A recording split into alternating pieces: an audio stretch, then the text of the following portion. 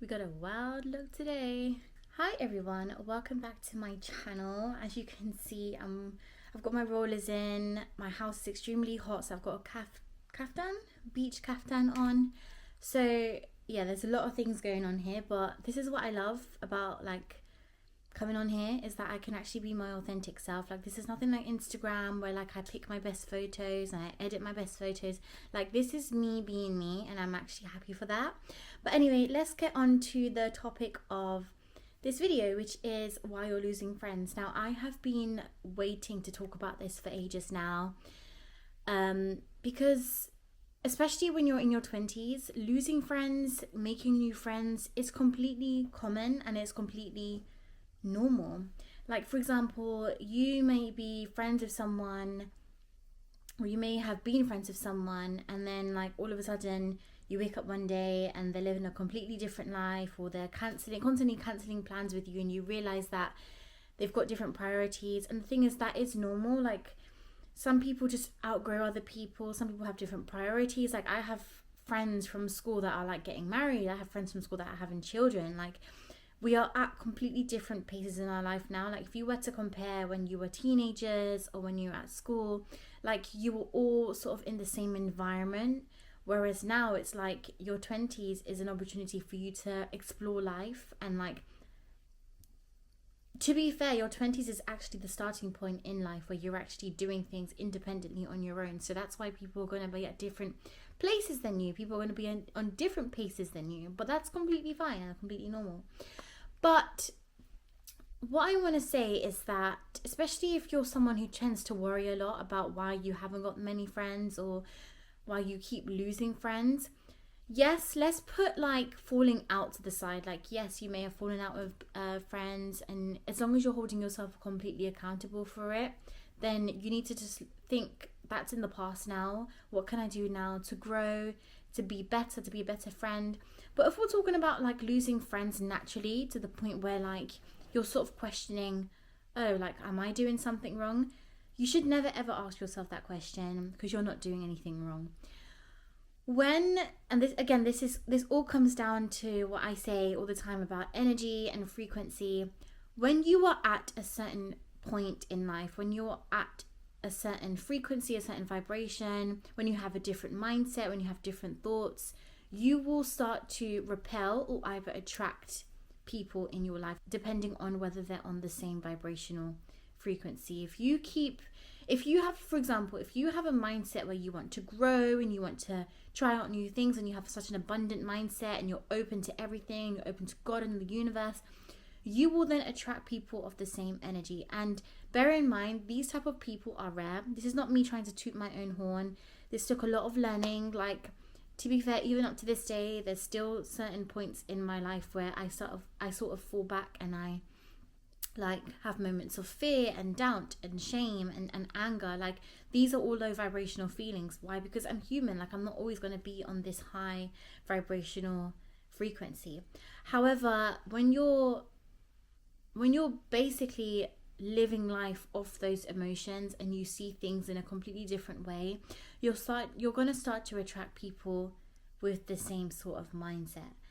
And the reason why I said it's rare is because a lot of people like to be comfortable with staying limited. People like to be very comfort in their own comfort zones, because trying out new things and being out of your own comfort is uncomfortable, and we don't really like to be out of our comfort zones. We like to stay comfortable. But we don't actually see new change, and we don't see new growth without being uncomfortable.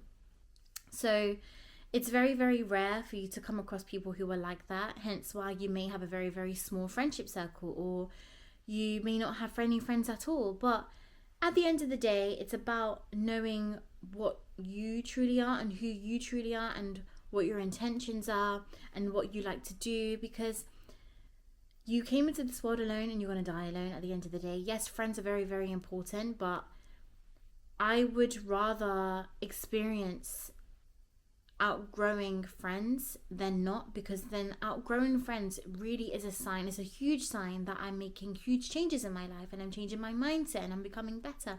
Not saying I'm becoming better than them, but my mindset's changing. I'm becoming better for myself. I wasn't the same person that I was 2 years ago. Like, for example, my 23-year-old self had more friends than my current 25-year-old self, and it doesn't mean that because I'm a horrible person. It doesn't mean that I'm constantly falling out with people, but people just change. People grow out of people. Like, I have friends from even school or uni that there's no bad blood between us, but we're just at different points in our lives. Like, we even live in different cities. Like, we're not going to be constantly texting each other all the time. Like, we're not in high school anymore. Like, this is life. This is where you're basically thrown into the deep end. Like, you guys, like, especially if you are in your 20s, you are basically a small fish in a big pond. Like, this is your first time experiencing the world on your own, where you have no one to depend on, no one to rely on, which is a good thing. Like, this is you expressing yourself. It's you becoming vulnerable and knowing that you can do things on your own. So if you're the type of person to worry about losing friends, it's completely normal. And I want to give you guys some tips, because what I've discovered recently is that I've always relied on friends to try and do some things, like do some activities or go out to places.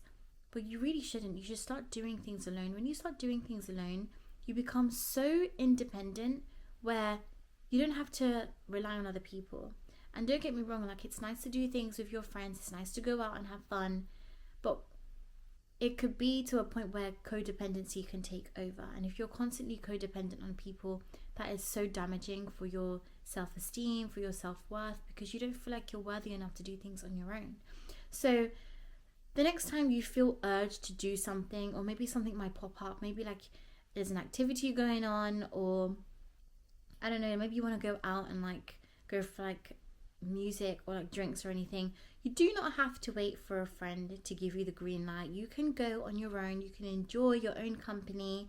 And I find that when you're actually enjoying your own company, when you're on like a solo date, you actually vibrate so high. Like, you give off this really good energy. And I know I'm not saying this, I'm not saying for you to go out to make connections, but when you're out and you enjoy your own company and you're fine with being on your own, you radiate such a high frequency to the point where people start to become attracted to you, and people will start to draw themselves to you, and therefore it will sort of be like a whole 360 really. Like, you will start to then make more friends out of that, because you're 100% being comfortable on your own, but you're not closed off to exploring new connections with people. So if you ever feel worried about losing friends, don't worry, it's completely normal, and it's a huge sign that you have outgrown them, and you're growing into a better person, and that's completely fine.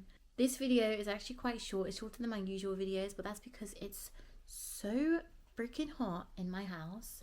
It's so hot, like, I genuinely cannot wait to go outside.